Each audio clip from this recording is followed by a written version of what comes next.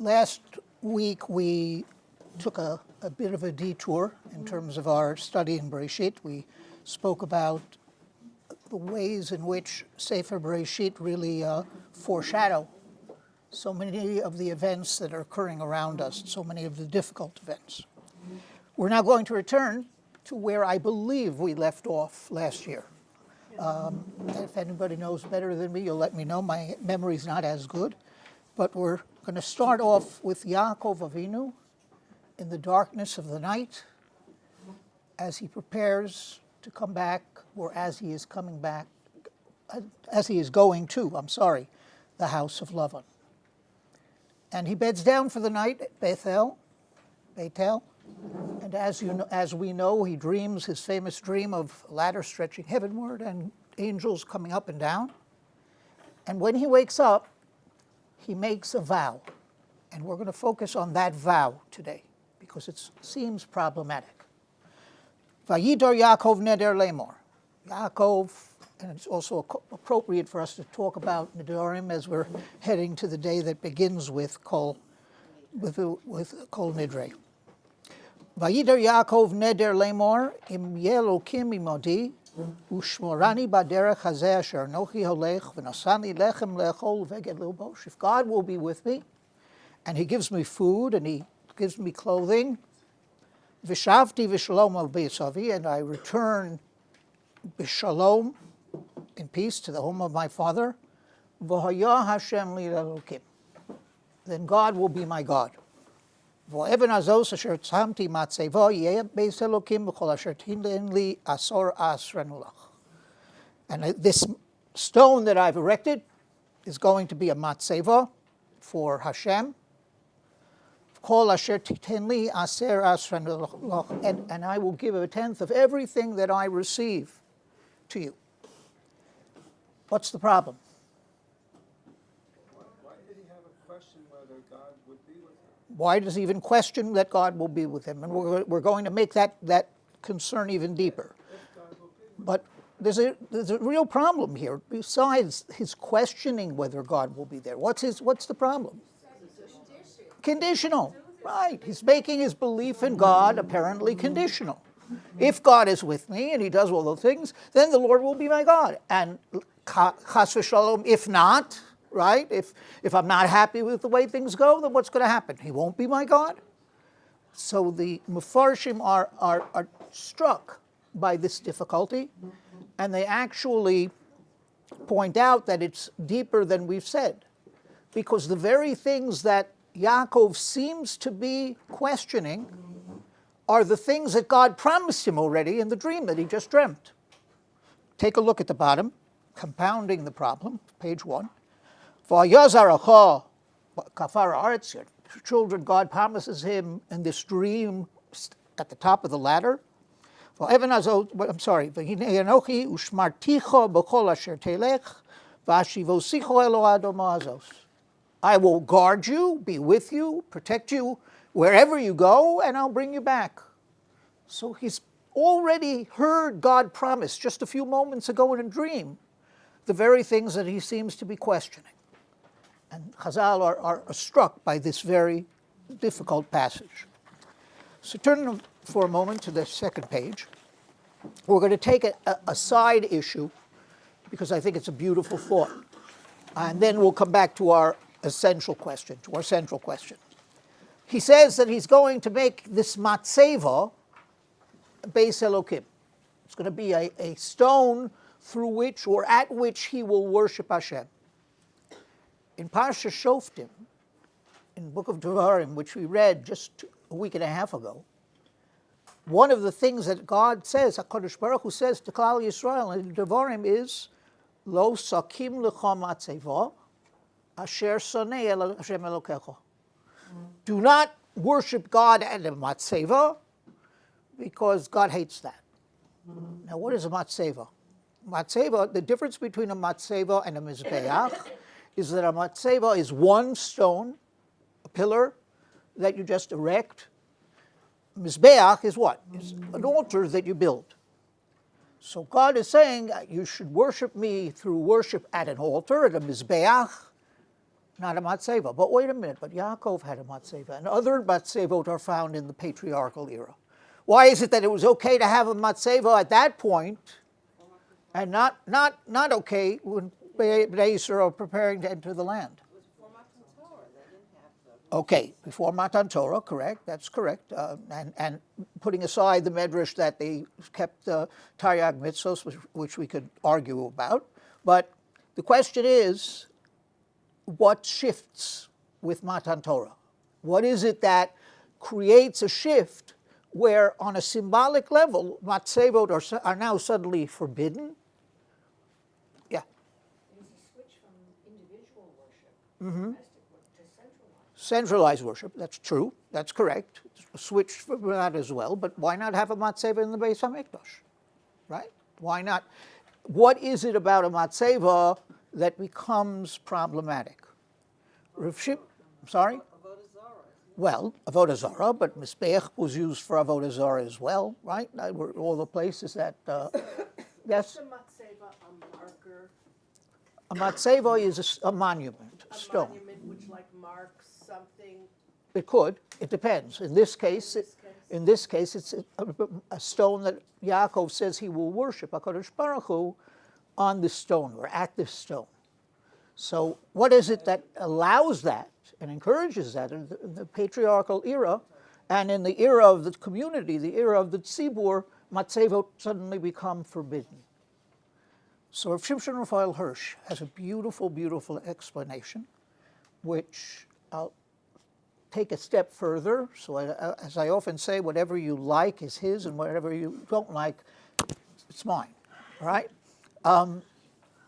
Says Rav Hirsch, the difference between a matzeva and a mizbeach is what they each testify to, what they each symbolize. A matzeva is simply God's rock. It's a rock that you do nothing with it. You don't improve it in any way. You just leave it there. A mizbeach is something you have to build. The patriarchal era, says Rav Hirsch, the challenge was to simply announce the existence of God and his power over the world. That was the job of the patriarchs. That was a job to be aidim, to be witnesses that would cultivate belief in one God. When you get to Matan Torah, things shift. The job of the Jew is not simply to testify that there's a God, and not simply to do what God says to do. The job of the Jew becomes a partnership, becomes a partnership in which you take Hashem's Torah and you take the halacha and you make it your own. And as we said last week, that's why Masorah should be properly understood as you get from past era, you make it courses through you, and then it goes to the next era. And when it courses through us, we are partners with the flavor of Yahadus. So much of what we do and so much of what we think are aspects of Yahadus that have developed over the years. As we said last week, gefilte fish isn't in the Torah. Cholent is not in the Torah. All right, these are aspects of Jewish life that have been accepted by the Jewish community. And the testimony at this point is not to God's existence, but to God's partnership with us and what he demands from us as partners in the process of Masorah. And why does a Mizbeach represent that? Because a Mizbeach you have to build. A matzeva, you're simply taking God's stone and you're erecting it. That's it. A matzeva, a Mizbeach, you have to build. And therefore the Mizbeach is what symbolizes the partnership between man and God. Okay, so that's a side thought, explaining a difficult passage in Parashat Shoftim. Now we come back to our central question. What is it that characterizes this vow of Yaakov? How are we to explain what seems to be a conditional acceptance of God's law? So take a look on page number 2, the second section. Rabbi Avo v'Rabbi Yochanan Chad Omar Mesureses hi haparsha, v'Acharina Omar al Haseder.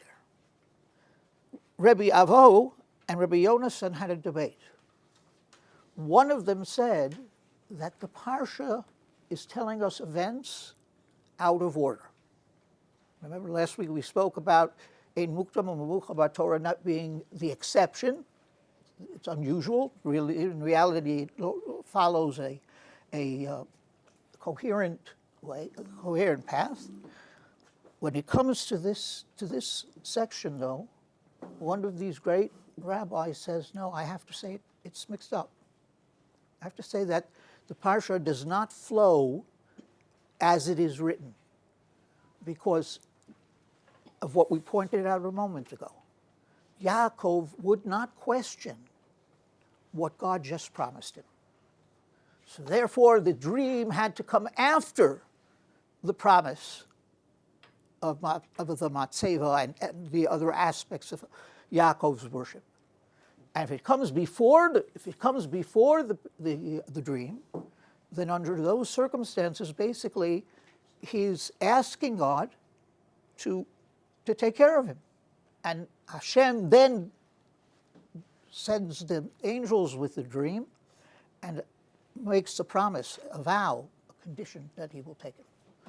The other parsha, and the Medrash doesn't tell us which sage said which, right? It just says two sages, one of them said X and one of them said Y. The one who said Y says no, parsha goes in order, and we have to deal with this vow, and we have to deal with the vow as it occurs after the dream, and we have to try to understand it. So there are a number of different approaches.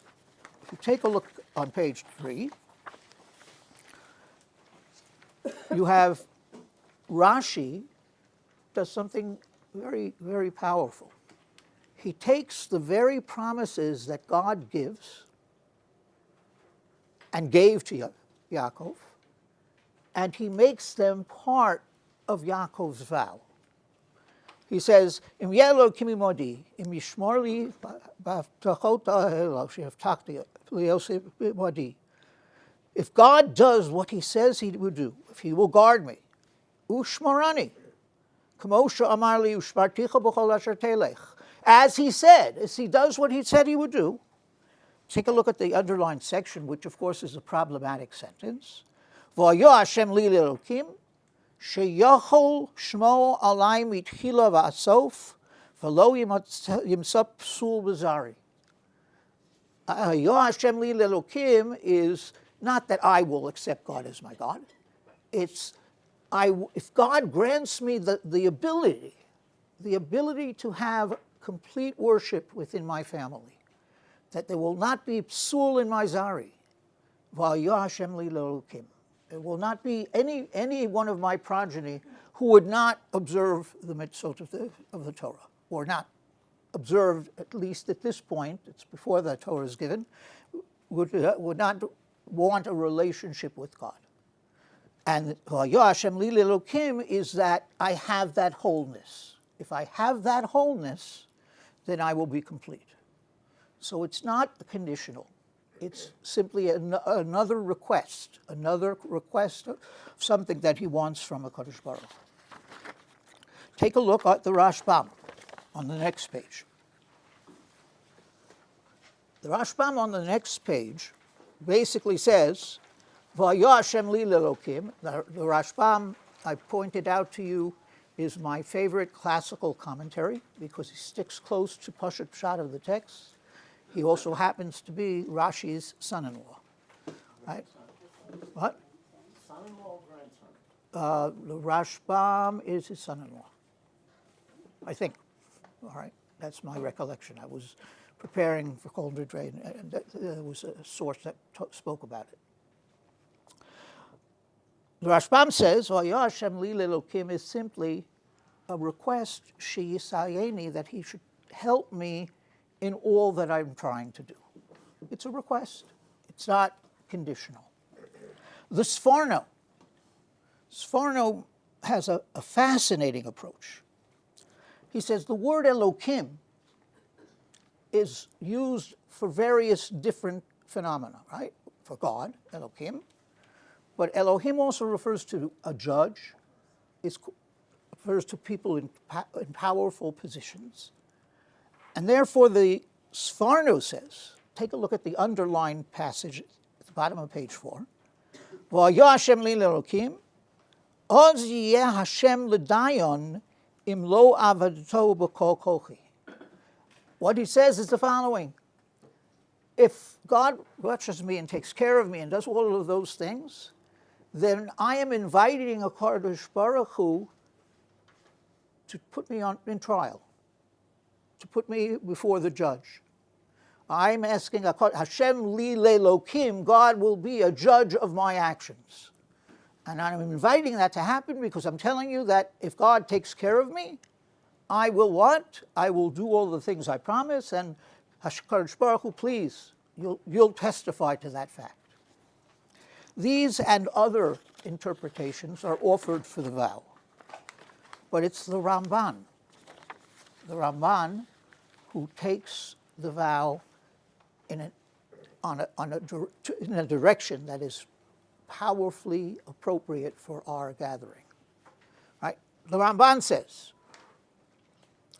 you're punctuating the vow incorrectly. You're making V'haya Hashem li lelokim part of his request or part of the condition. V'haya Hashem li lelokim is a promise of his own, concerning his own actions. What is he promising? He's promising the following. God really gave him two promises in the dream. One was he would be with him wherever he goes, and the other is what? He will bring him back to this land. Now we have to understand that those two promises are not necessarily peaceful in coexistence. What was the first? The first is saying, I'm not tied to this land. I will go with you wherever you go. I will guard you wherever you go. I will be with you. This is a huge revolution, by the way, in terms of religious worship at that time. Because at that time, the belief was that gods were connected to locations, right, to certain places, and that Yaakov, now leaving Eretz Yisrael, would have to somehow accept the God of the place where he's going. So God says, no, I'll be with you wherever you go. Now, the second problem is, well, if you could be with me wherever I go, maybe I'll stay, right? It's okay. Maybe I'll stay where I'm going. So Kadosh Baruch Hu says, and I will bring you back to this land. So says this Ramban, Hashem li lelokim einenu t'nai k'divrei Rashi, aval hu neder, v'inyano ashuv el beis avi, evod Hashem hamiyuchad be'eretz hanivcheres.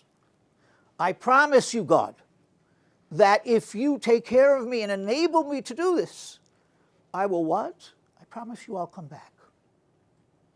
And I will worship God completely, because the only place where I can worship God completely, I will recognize is where? In Eretz Yisrael. So V'haya Hashem li lelokim is God will fully be my God because I'm going to come back. It's powerful. And it underscores this moment for Yaakov as he prepares to leave Eretz Yisrael with the promise that not only will God be with him where he's going, but God will bring him back. And his promise is, I'll come back. And I'll recognize that God is my God. Hashem is Elohim fully, only where? In Eretz Yisrael. This ties in with the Ramban's approach to mitzvot in general. It's very powerful. Take a look at this section that I have, the next section on the page. ועבדתם מהרה מעל הארץ הטובה אשר השם נושן לכם, ושמתם את דברי אלה על לבבכם. Familiar passage, second paragraph of the Shema. And what do we find? We find the following connection. You will עבדתם מהרה מעל הארץ, right? הטובה אשר נשאתי לך. Usamtem es devorai eile al levavchem ve'al nafshechem. What's the connection? What's the connection between the threat of exile from the land and the promise of observance of mitzvot? What's the connection between those two psukim? So the Medrash makes an astounding statement, which the Ramban literally accepts. Davar acher on page 6. Vavadetem mehera, samtem es dvorai ele, af al pi she'ani megale eschem min ha'aretz l'chutza.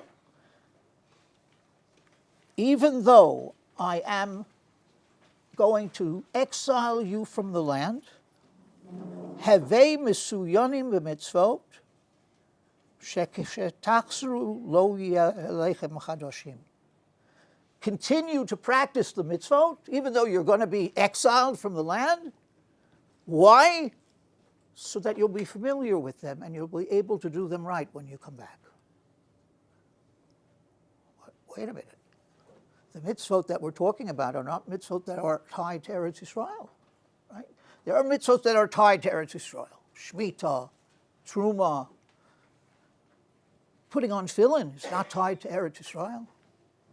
Why does it say, do it in exile as practice, so that you'll know how to do it when you come back?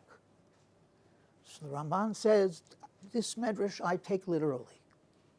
The truth is, says the Ramban, that every mitzvah we perform is complete only in the land of Israel. So it's a revolutionary approach. Putting on tefillin in Englewood, New Jersey, where I was a rabbi, was what I was supposed to do. But every time I put on tefillin according to the Ramban, I was performing an incomplete mitzvah. And the only time that it becomes complete is when I return here. And therefore, how does he now explain the vow? V'haya Hashem li lelokim, says the Ramban. I will recognize that in fullness God will be my God only when I come back. And I promise to come back. So that becomes a very different thrust. And this moment in Yaakov's life is one that's really very, very powerful and very, very frightening. He's leaving the land that he's grown up in. He's leaving the land where God is fully his God. And he's promising to God, please let me succeed so that I'll come back. And I promise you I'll come back. What finally happened? What? Were these all the mitzvot? All the mitzvot. Even Tluyot Ba'aretz? Even not Tluyot Ba'aretz. The question is, he gives us an explanation that when you return, they will not be a novelty to you. Right, correct. What about Tluyot Ba'aretz? Everything. In other words, those two, they will not be. Were they? But then you're not going to perform them. Oh, I see what you mean. I understand your question. Did he take upon himself observing the mitzvah, the Tluyot Ba'aretz, after the Galus? All right, that's your question is very good, because what we're really saying is, why, if you have to practice, then you should practice Shemitah in Englewood, New Jersey, right? In other words, if you have to practice, don't just practice the things that are not Tluyot, practice those too. The Ramban would say, no, you don't do Shemitah in Englewood. The explanation of that they will not be a novelty to you Doesn't apply. Right. They will be a novelty to you, because those are mitzvot that you're only going to perform there. And there's no guarantee anybody would know what to do. That's correct. And but the Ramban basically says Taryag mitzvot, aside from those that are Tluyot Ba'aretz, you're making an excellent point. Taryag mitzvot are only complete in Eretz Yisrael. You wouldn't be able to practice Shemitah in Chutz La'aretz because you don't have the bracha of having the extra. Right. That's only with The Tluyot Ba'aretz can only take place in Eretz Yisrael. Correct. Do it only for practice. But you don't have the bracha of having the extra Right. vados that you're supposed to have. that's good. All right. All right. Now, Yaakov is promising God something, right? He's promising that if God takes care of him, he's coming back. what finally happens? Take a look at page 6, the resolution. וישמע את דברי בני לבון לאמור לקח יעקב את כל אשר לאבינו. We are now at the point where Yaakov has worked for Lavan repeatedly over many, many years, has a family, and is in Lavan's house. And he sees that Lavan is not looking at him the way he did yesterday, that he's upset because they had made some deals about sheep and how who would get what, and Yaakov actually becomes very wealthy and actually does better than Lavan. So Lavan's not a happy camper. And Bnei Lavan are murmuring, Yaakov is stealing everything that belongs to our father. He's taking away our inheritance. Vayar Yaakov es Bnei Lavan, we said, Yomer Hashem el Yaakov, Shuv el eretz avosecha, ulemoladecha v'heyeh imach. God appears to Yaakov at this particular juncture and says, go back. What does that mean? That if God had not appeared to him, he might have stayed. So what we see is that even Yaakov Avinu, the great patriarch, when it comes to the question of Aliyah, right, has his issues, and has found comfort. No problem. That's okay. So Yaakov basically is comfortable, in spite of the difficulty that he perceives with Lavan and the family. He is not anxious to go back. And then something. Yes. Who said he's comfortable? Hashem told him you're going to go. Right. And maybe he was waiting for Hashem to tell him to come back. Maybe he wasn't sure when it was time. Well, I think that. Be comfortable. Well, comfortable. The truth is, there are countries in the world today where Jews live that are not very comfortable, but that's where they lived. That's where they are. That's their home. At this point, Yaakov needs the push. He was supposed to go on his own. He said, "V'haya Hashem li lelokim," right? I'll go back. I promise you, God, I will go back, says the Rambam. If that's the case, why does God have to appear to him and tell him to go? It's time, he knows. Yes. What about the two wives? Right. In other words, he was supposed to have one wife in Israel. I don't, maybe that's a medrash. I'm not aware of that. Probably is. Okay, I'm not aware of that. Maybe he understood that he wouldn't be able to Right. be married to her. Could be. I'm not sure. All right, let's focus though. What we're saying is the following: that Yaakov is not willing, wasn't planning to go back until God told him to go back, and then he does something very, very specific. He calls the two wives, and he now has to convince them to come on Aliyah, right? So what does he do? He tells them that he had a dream. Another dream, not the same dream that he had when he left Eretz Israel, but another dream. And by the way, it's not clear in the text whether he actually had this dream or this is the way he wants to couch the challenge to his wives. Right? If he says, I had this dream, then maybe it'll be easier. Or perhaps he had it. But the Torah does not testify to this dream independent of Yaakov's statement. Yaakov is the one who tells us about the dream. And what does he say? Vayi ba'es yecham hatzon. I'm looking right before the underlined section. Ve'era b'chalom v'inei ha'turim ha'olim ha'latzon akudim uvrudim. This is, he says, I'm dreaming, and what am I seeing in my, maybe this is where the concept of counting sheep when you're trying to sleep comes from, right? I never thought of that, just thought of that today, all right? So the point being, what does he say? Well, I'm dreaming about sheep. And what about the sheep am I dreaming? Well, I had made certain agreements with Lavan that speckled ones would go to me, this one would go to him. So that's what I'm dreaming about. And what happens?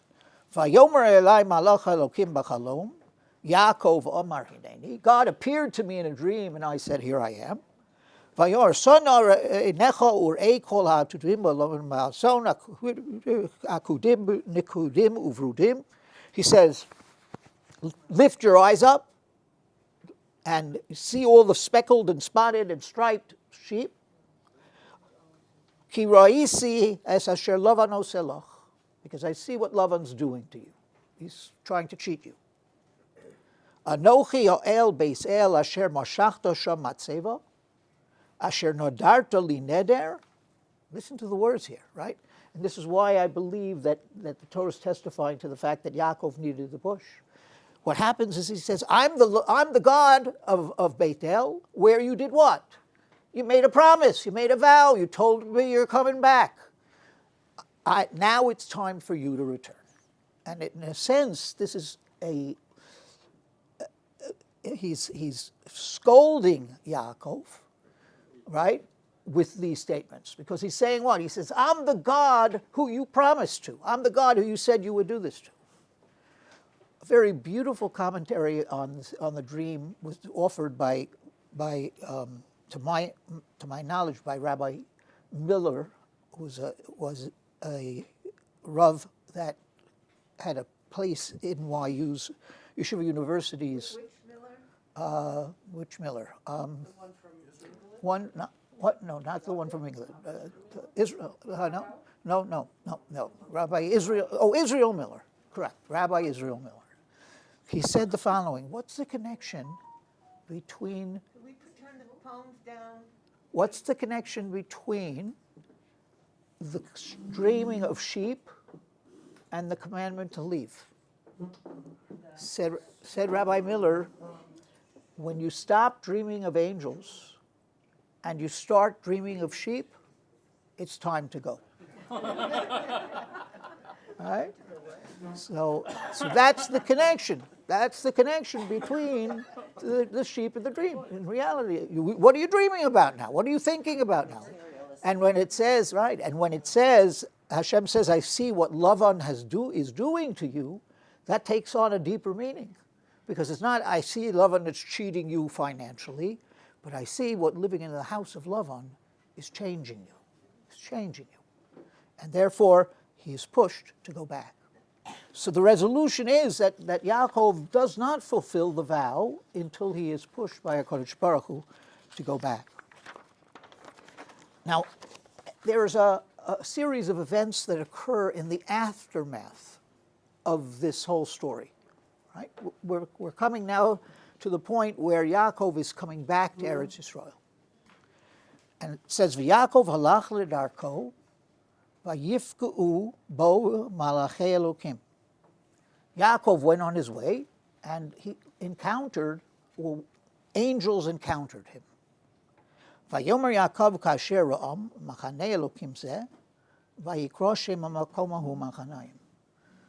He experiences this vision of the angels, and he names the place where the vision occurred, Machanayim. Now, what word is sort of strange there? Vayifka uvo, right? The truth is we had Vayifka earlier in the same story. Look at the second. Vayifka ba'mokom vayolen sham.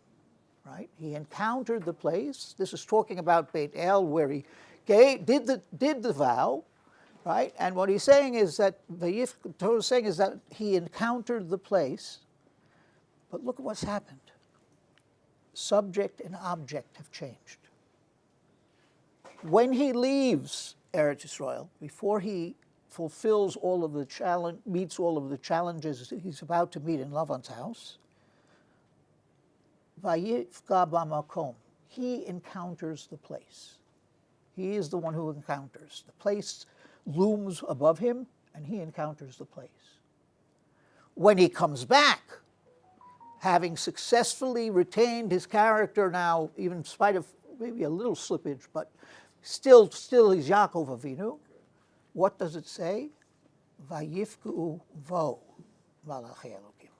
angels are encountering him. He's not encountering the angels. And They're coming to him. they're coming to him. And that seems to be, it explains, you see, there is a problem with this revelation here because there is no indication as to what the angels are representing. They don't say anything to him, he just simply calls the place Machanayim. It's not usual for you to have a vision of a Kadosh Baruch Hu on some level without there being substance and a purpose to the visit. If what we're saying is correct, the purpose of the visit was to show Yaakov how he'd changed, and to recognize that meeting those challenges has allowed him to rise to a new level of existence.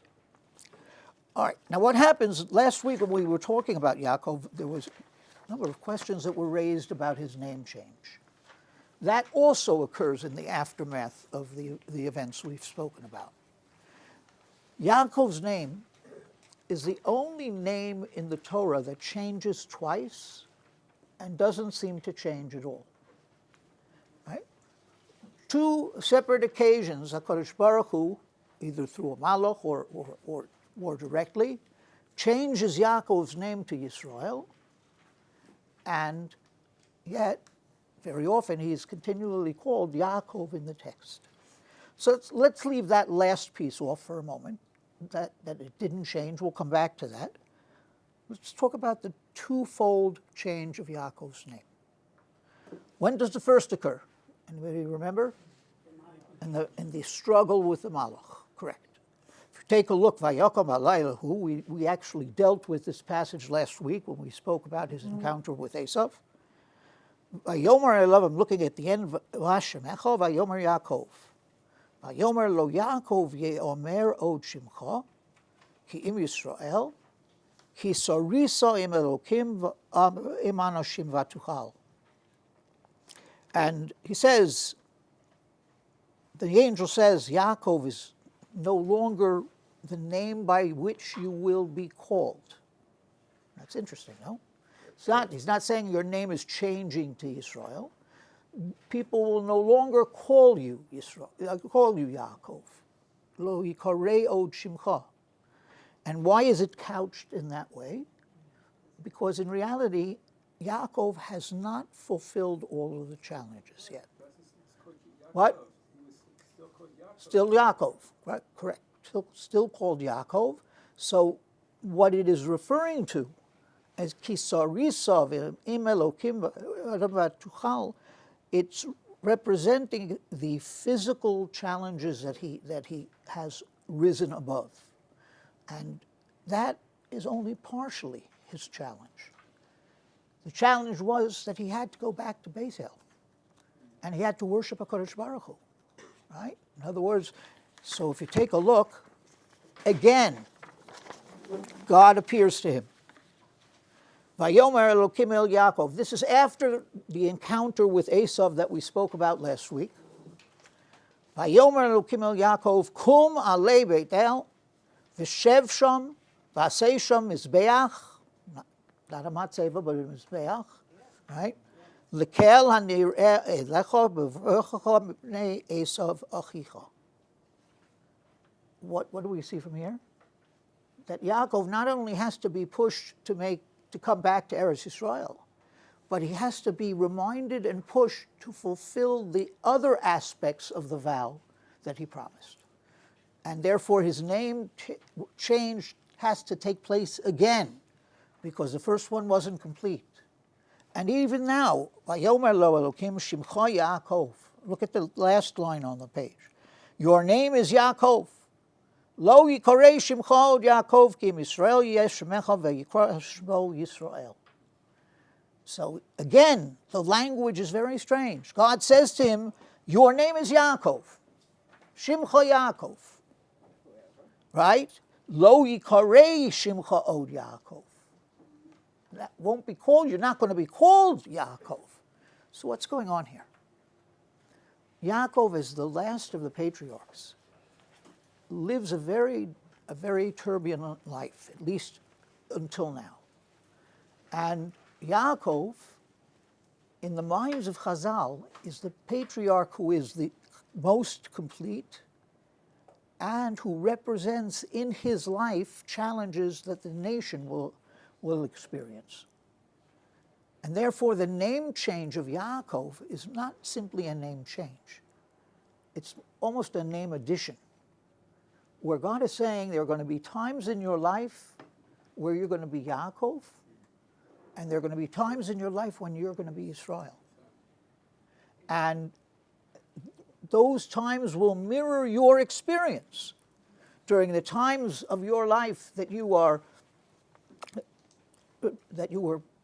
challenged, where you're being pushed, where you are being threatened, where you'll be called Yaakov. And your children will be Yaakov in those circumstances.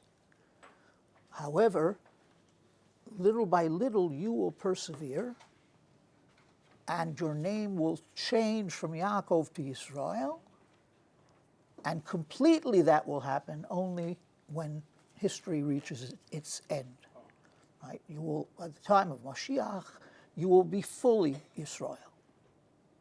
And it's a way of using Yaakov's life and Yaakov's experience as a lesson for what?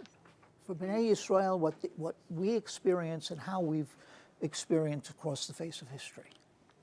There are times when we are Yisrael, there are times when we are Yaakov, and we have to connect with HaKadosh Baruch Hu under all circumstances. It is a little confusing because it says it, Vaykarei Shimcha Oz Yaakov.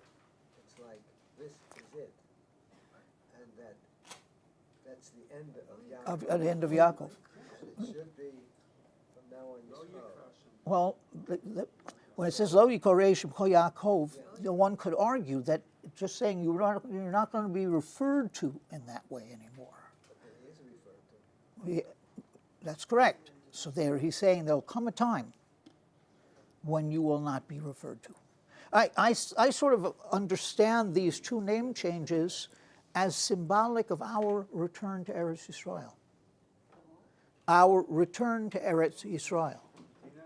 On one level, the very existence of Medinat Yisrael, the very existence of our return, has changed us from Yaakov to Yisrael.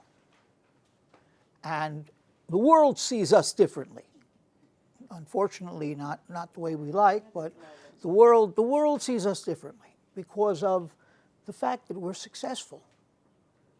But, says HaKadosh Baruch Hu, your job isn't finished.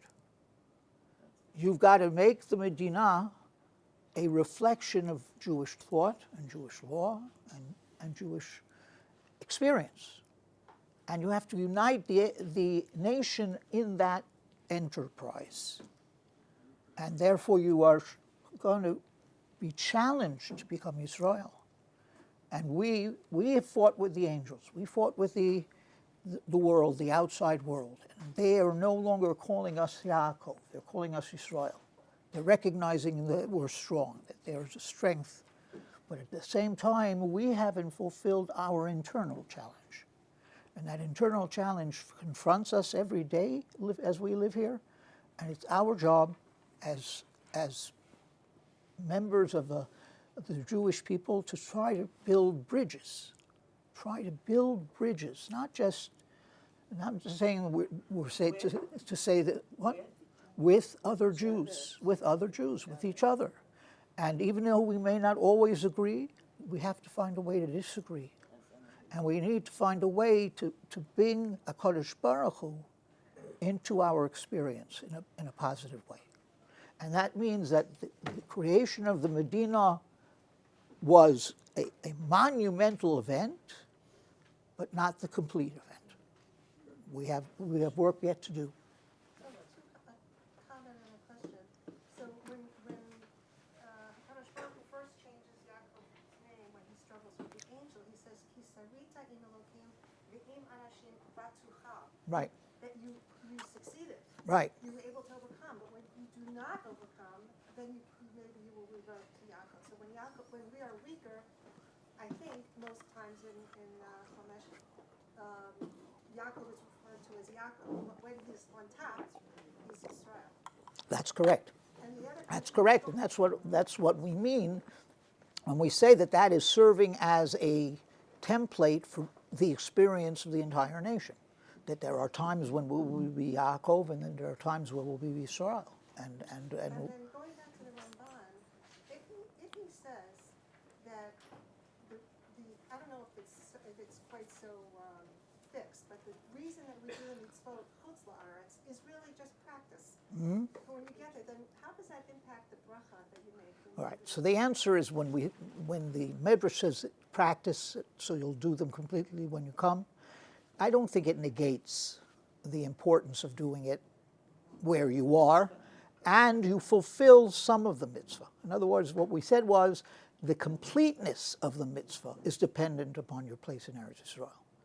But your obligation to do these things, there still remains, right? And it will help you when you come back, but also it has its own intrinsic value where you are. Since the Arabs do not want us here, and they want to take over completely Eretz Yisrael, and they want to wipe us out, why would they, the more anti-Semitism that they create, the more Jews want to come here and make Aliyah. So they're, in a way, working against themselves because All right. they're getting all the Jews here and they don't want the Jews here.